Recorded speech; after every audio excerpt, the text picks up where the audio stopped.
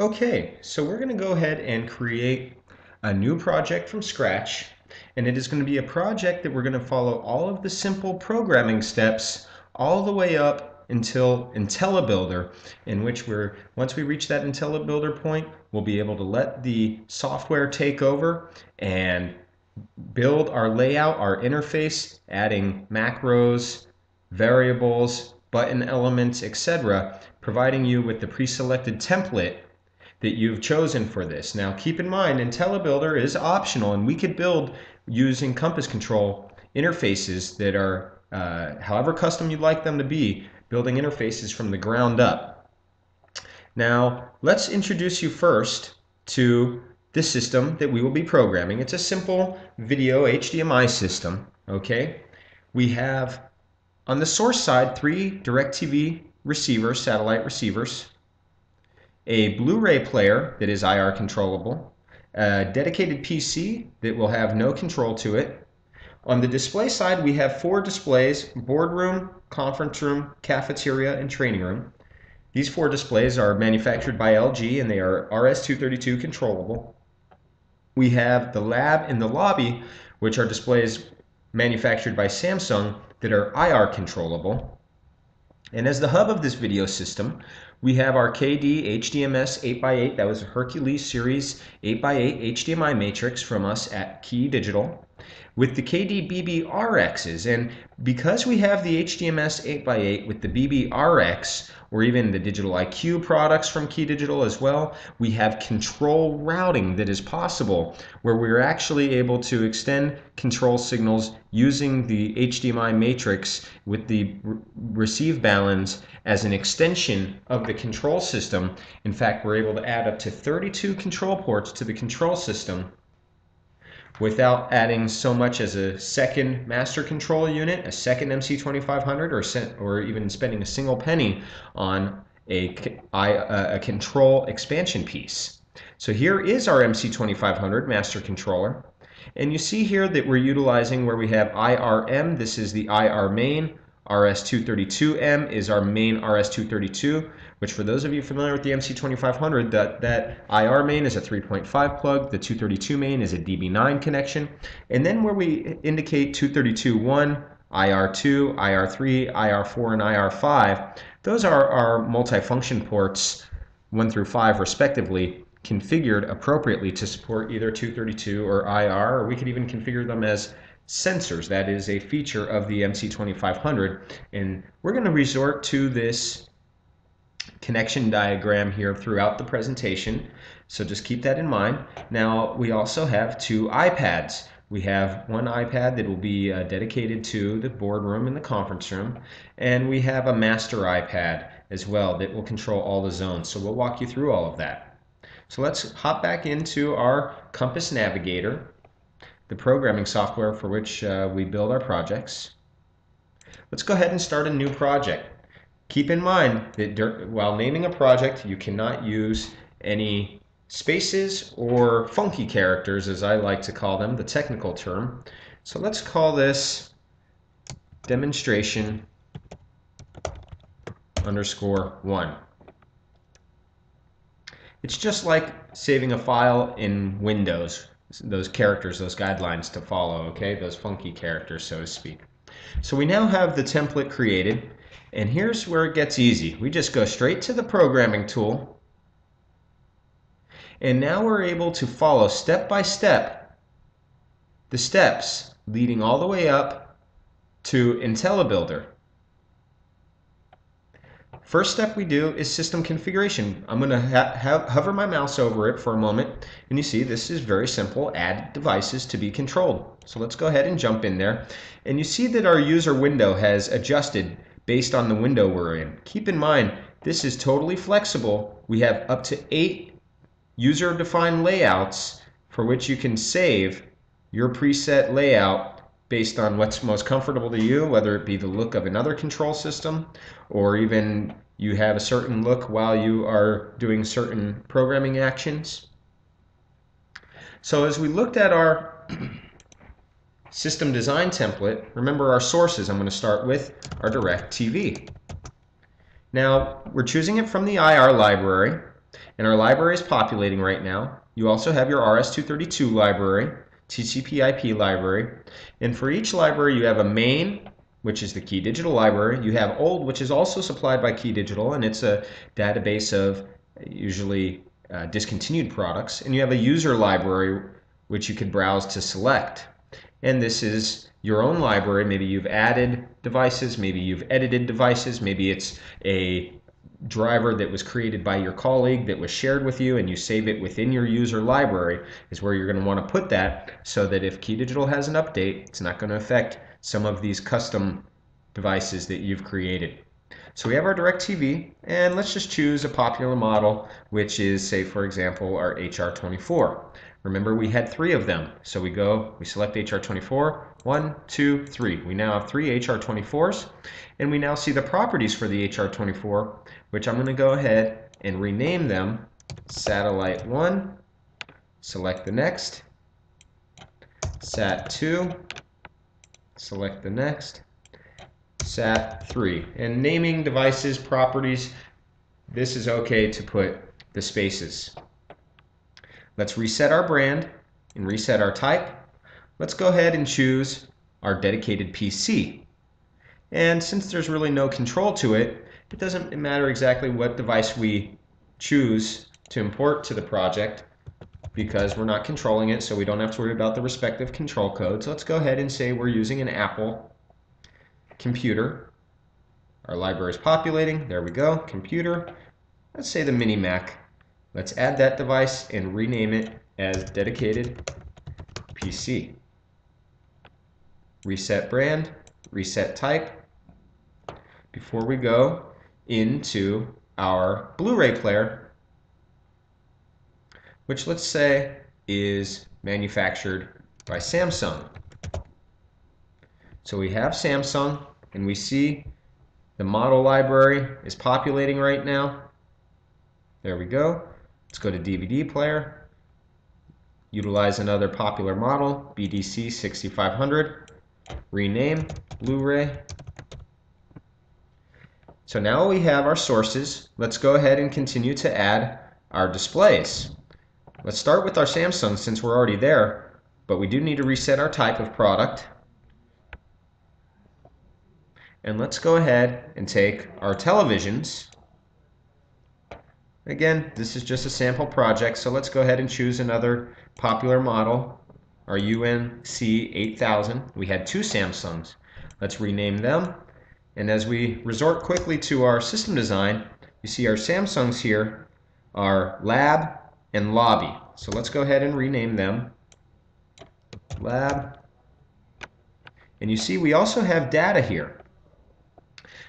We have data of what all connectivity is possible with the Samsung. And for this matrix, we don't have any auxiliary sources to plug in locally at those displays. Of course, that is all possible with this. But let's just, for the sake of cleanliness and decluttering our interface here and our programming, let's go ahead and remove those. Let's go ahead and where we've already done Lab, we now have Lobby. And let's do the same thing where we declutter that device and use the connectivity that we need and nothing else. Let's go ahead, reset our brand, reset our type. Now that we've added our Samsung, our remaining 4 displays are manufactured by LG. And keep in mind, these are going to be RS-232 devices. So let's access our RS-232 library. Okay, looks like it's populating. There we go. LG. Let's choose. We have in LG, we have in our RS-232, just like with most manufacturers, LG is a manufacturer that in the means of integrating nicely and not throwing their integrators any curveballs, they have utilized, for the most part, a similar control protocol. And so where you see that in here as a generic, we want to, as we discussed earlier, declutter our library to make sure you have what you need and it's not too confusing for those of you using our software. So we have in here something generic such as most, or maybe you'll see it labeled with the name or a year for example. So we've now added 4 LGs. Let's go ahead and call them by their respective names. For example, we had boardroom, conference room. If you remember, we had cafeteria, and we had trading. And it's all reflected here in my library. And now we have sources, now we have displays, but we're not through yet. Let's go ahead and add our key digital products, which are RS-232 controllable. And here you see our 8x8 matrix switcher.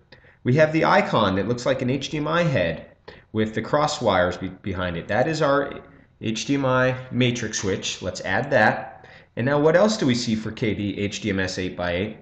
Underscore IR and underscore RS. What does that mean for us is that with the Hercules and Digital IQ series HDMI matrix, among other matrix products from Key Digital and other types of products of video hardware, these are products that treat IR and RS-232 as an independent layer. For example, we have a video matrix switcher in the HDMS 8x8. We have an independent audio matrix switcher within the HDMS 8x8. Additionally, we have an independent IR matrix and an independent RS-232 matrix. And as you saw in that system design, let's jump back into it. Out of these BBRX receive balance, we not only have the blue wire indicating HDMI video and audio, but we also have the green wire indicating RS-232 or IR is being routed through those balance, through the matrix to those receive balance, those destinations, if you will. So we are utilizing the IR and RS-232 matrix capability.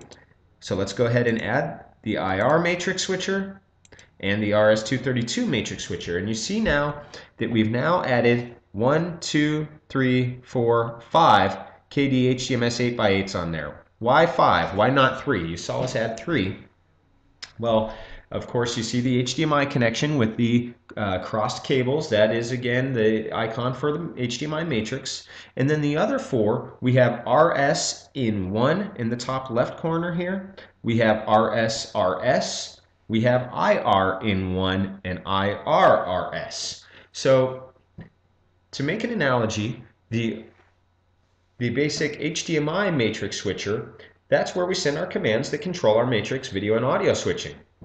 The RS, parentheses RS, and the IRRS, those are our commands that control what we consider to be an independent matrix. Of course, it's all within one piece of hardware. So those are your switching commands that, just like with an HDMI matrix, you are able to identify sources for control, and you are able to identify displays, or destinations rather, for control. Okay, sources and destinations. And there's more documentation on this subject available at Key Digital on our website, www.keydigital.com, or even on our YouTube page. We have some webinars covering that discussion. And then finally, we have these RS in 1 and IR in 1. Those are going to be the additional control connections. So actually, this is a system that, if you're not familiar with the theory, you give us 3 control ports from the control system. The main RS-232 to control our matrix switching of video, audio, IR, RS-232. You give us a second connection, which is, say, an IR connection that is going to carry the control signals controlling which we will route to peripheral devices, for example, the Samsung displays in the zones. And give us a third connection, which is the RS-232 to control peripheral devices. Again, for example, our LGs, which are controlled via RS-232 via the control routing feature of the Key Digital Matrix Switcher. And so that's what that is. And again, for more documentation on that and some additional examples, go ahead and check out keydigital.com. Okay, so now we have all of our devices to be controlled in the system configuration, and that is the button, if you will, the step of the programming that typically takes the most time. Now we're going to go in and create our zones. This system, as you saw, is a commercial application, a business center, if you will. In our zones library, we do have icons for various home and commercial zones. So let's go ahead and use those to our advantage. We do have a boardroom in our system, so we drag and drop that into our project. We do have a cafeteria. Let's go ahead and add that. We have a conference room. That's 3 out of the 6.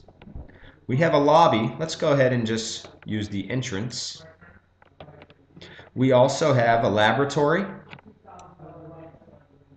Let's see here, what else have we got? That's 1, 2, 3, 4, 5. And finally, we also have a training room. There we go. Training room. That was our final zone. 1, 2, 3, 4, 5, 6. And just like we were able to do with our source equipment, we could adjust the properties of these. Where we had training, we had laboratory, we actually just called that lab. So let's go ahead and change that. Entrance, let's change that to be called lobby. Conference room, that looks good. Cafe, we called that cafeteria. And boardroom, that looks good as well. Now you notice in these properties here, this is where you set the parameters for each zone.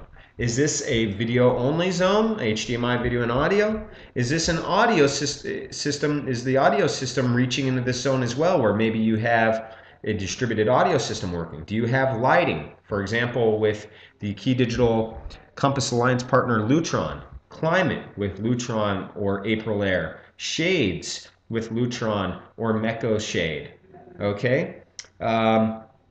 Etc. So this is where you're able to set the parameters for all of those zones. So now we've established those zones, and you see based on those parameters where they all say video, when we expand our tree, you now see video within each of these. So let's go ahead and construct our zone. And where we construct our zone, this is a connectivity tree for the AV system essentially. And I like to think of it as working backwards through the system design that we looked at, where we've now said, hey, we have these rooms and we know that there's going to be video in these rooms. What do we do next? You add the televisions to those rooms. So let's go ahead. We have our training, drop that to the video. We have our lab, drop that to the video connectivity of the tree for that zone. We have our lobby, connect that. Cafeteria, conference room, and finally boardroom. We've now established what equipment is in the zone. Now as we continue working our way backward through that system design, now we get to assign what output port is those zones as it pertains to the matrix.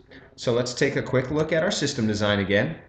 Boardroom was output 1, conference room was output 2, cafeteria was output 3, training room was output 4, lab is output 5, lobby is output 6. Output 1, bring that to our boardroom here. 2 is our conference room. 3 was our cafeteria. Let's see here, scroll on down to it. 4 is our training room. Let's see here, where did we go?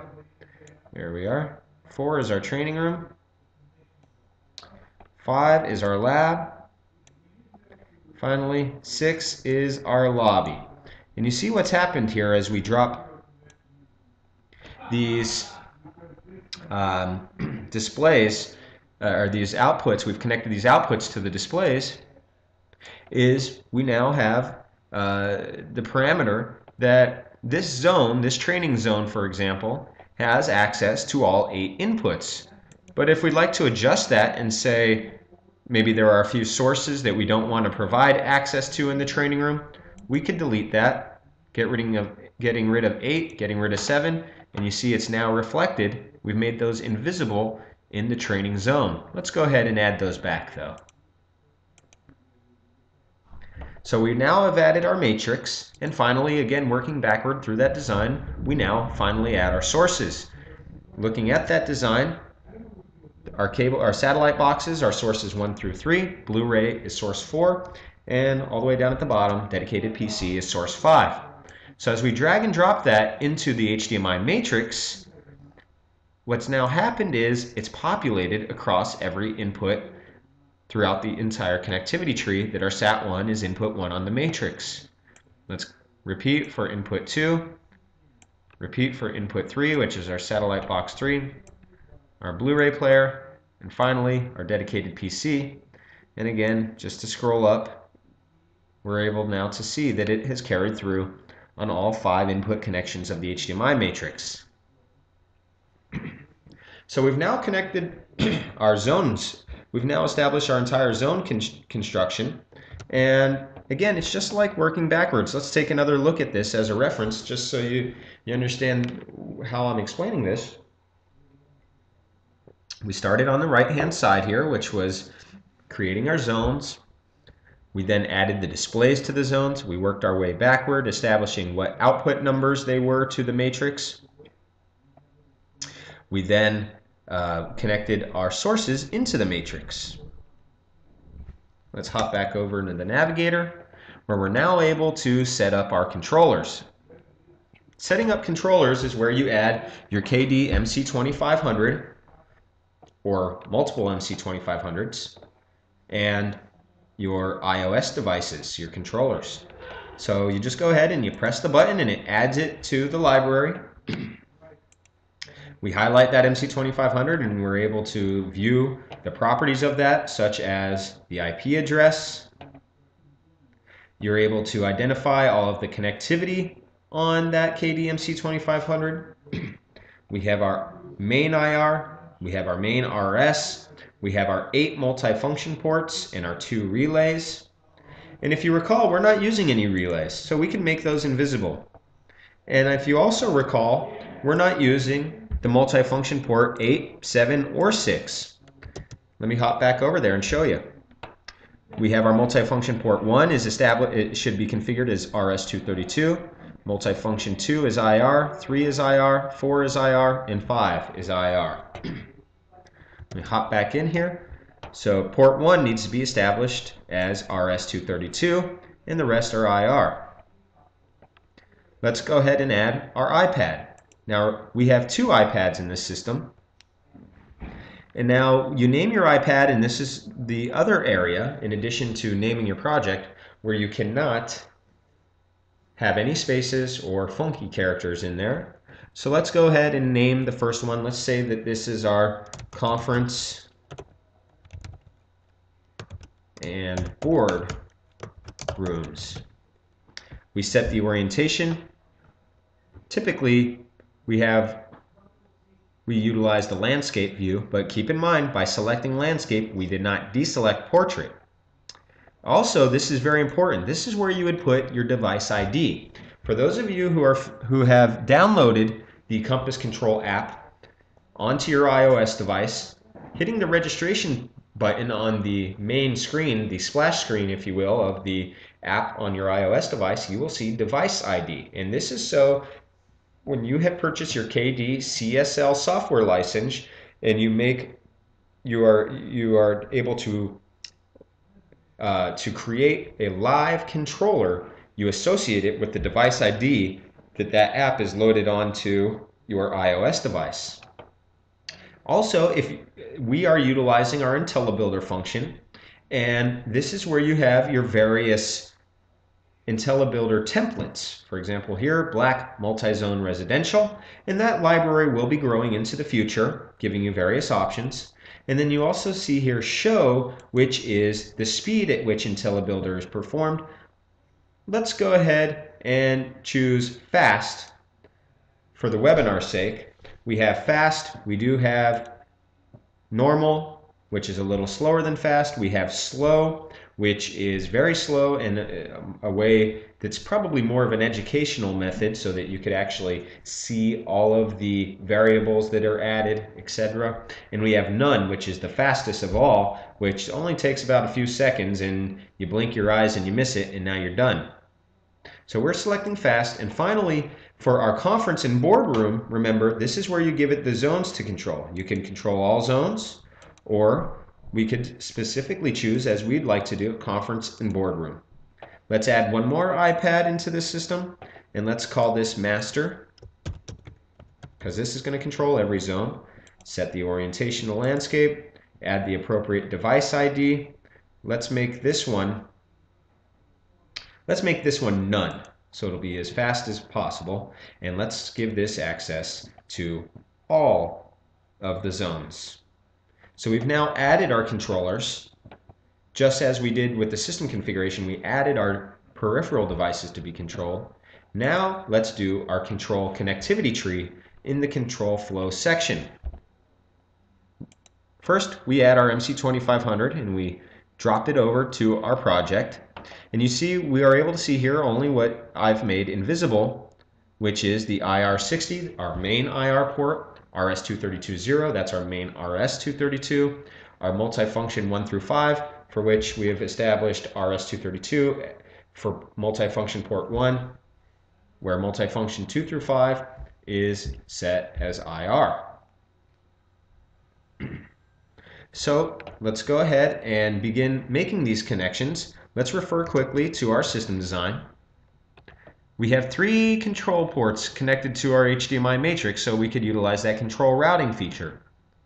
They are IR main, 232 main, 232 on the multifunction port 1, and then we have multifunction 2 through 5 connected to DirecTV 1, 2, 3 and Blu-ray respectively.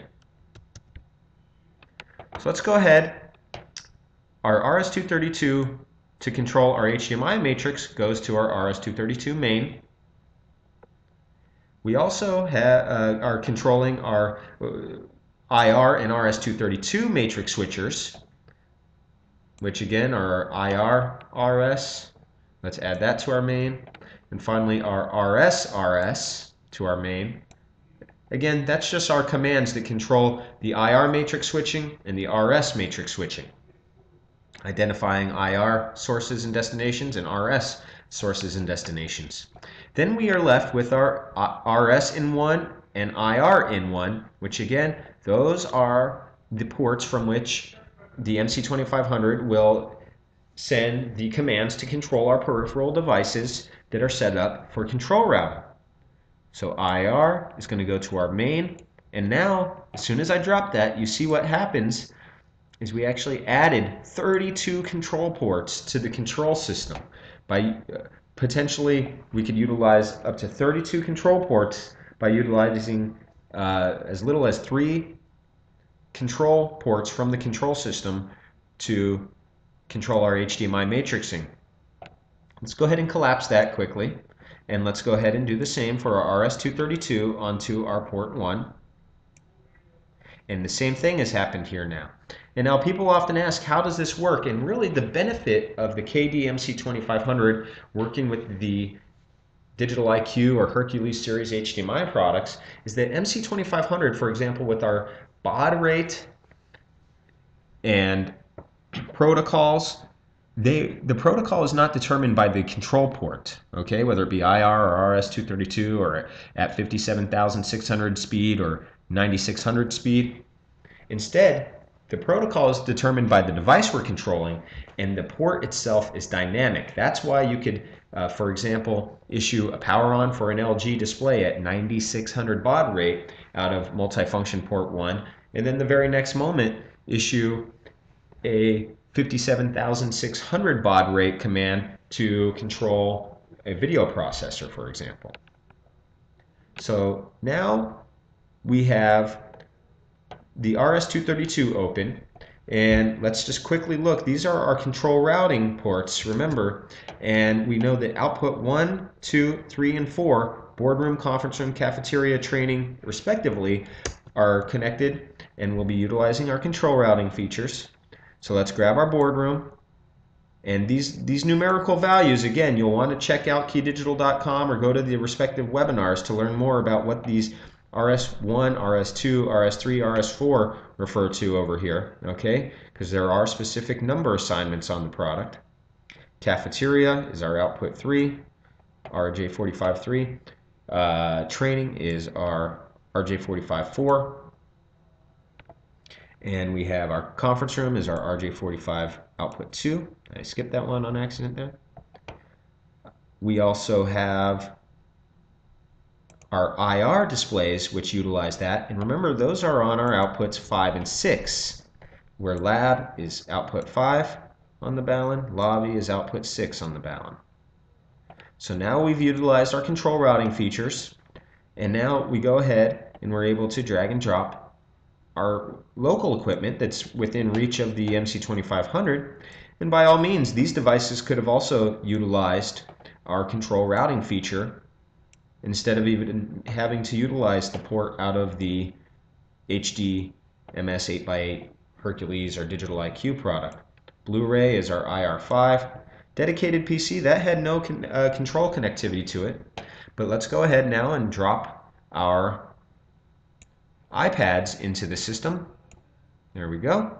And now as soon as I drop those, you see you actually begin to see the iPad where we're able to actually view that. Let's see here. And see what's in here. Now we have no graphics at this moment because we haven't added graphics, but that's what we're going to do in our IntelliBuilder. Let's go back into our display here. Next thing we just did our control flow. Flow test. This would be if your devices were connected to your MC2500 and your MC2500 were connected to your PC where you're doing the programming. This would be, you could execute certain commands. For example, we could try to we could test any of these commands for our satellite boxes, okay, or various devices. Assigning variables, we could add variables to the system. Bidirectional drivers, this is where you can add bidirectional, for example, our Lutron drivers we've created in our database are bidirectional. And finally, execute IntelliBuilder. So flow test, assign variables, and bidirectional drivers are not 100% mandatory, actually. We've actually already completed all of the steps necessary leading you up to IntelliBuilder. So let's go ahead and execute that.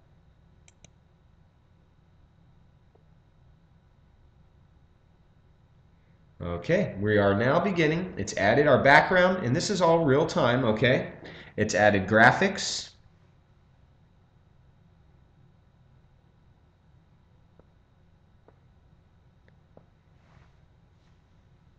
We are adding elements, okay?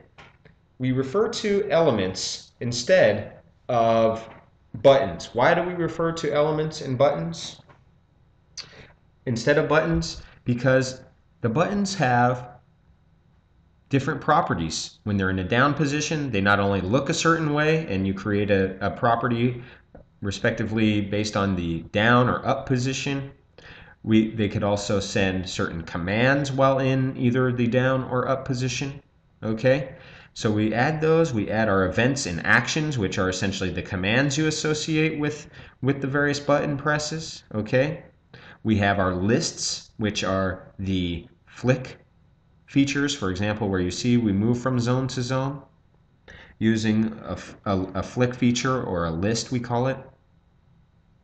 And you see that this is much more, now that we're on this second iPad, this is much more of a step-by-step real-time process that we're showing you, where the very first thing where it looked like, hey, we waited a second and then automatically it popped up there, that was the none. That was the none selection of the IntelliBuilder, where we wanted it to move as fast as possible. This is fast, but the fast actually depends on the capability of your computer. This is a pretty good computer, so it moves right along. And if you wanted to, again, you could use the IntelliBuilder as an educational tool. And you could do it in the slow speed and kind of check out what all happens with each and every button, what variables, what macros, what events and actions are added to each button.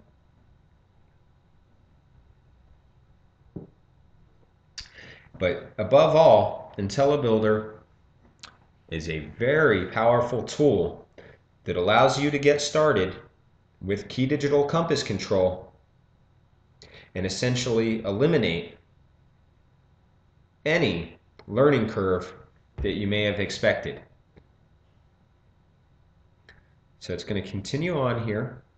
And then actually after IntelliBuilder, we're going to go to the next step, And we're just going to spend a minute to actually utilize a custom graphic to replace some of these graphics onto the iPad here. All right, compilation successfully done.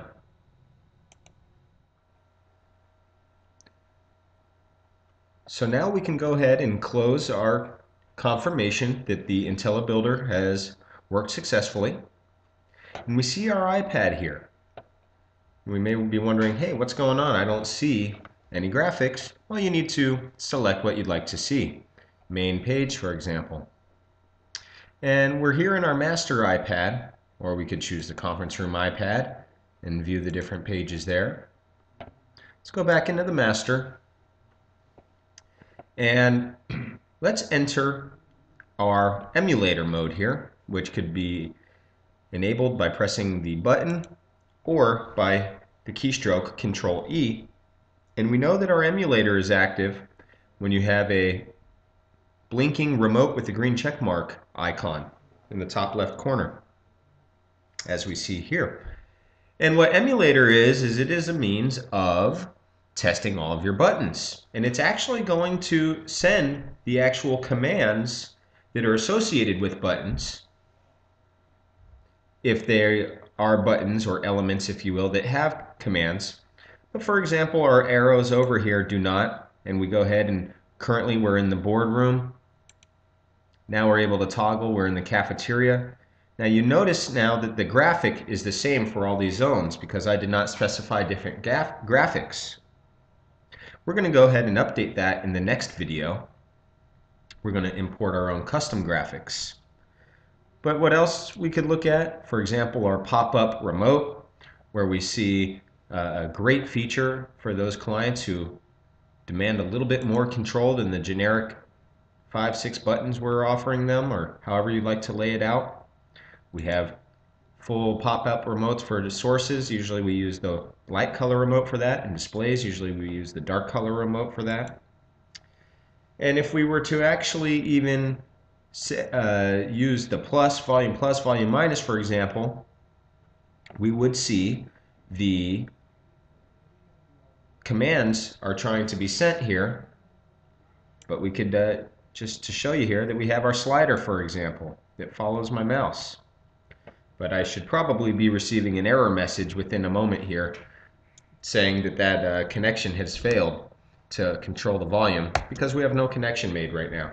I hit Control E to exit emulator, and if I wanted to, I could now, there we go, connect failed, without fail. If I wanted to, I can now go to Upload System Project, where I'd be able to upload to the Key Digital server by entering my username, password, and having a device ID that has been registered with the KD CSL software license. So we've now created a project all the way through to IntelliBuilder, and with the next video, we'll go ahead and import our own custom graphics into this project. Thank you very much.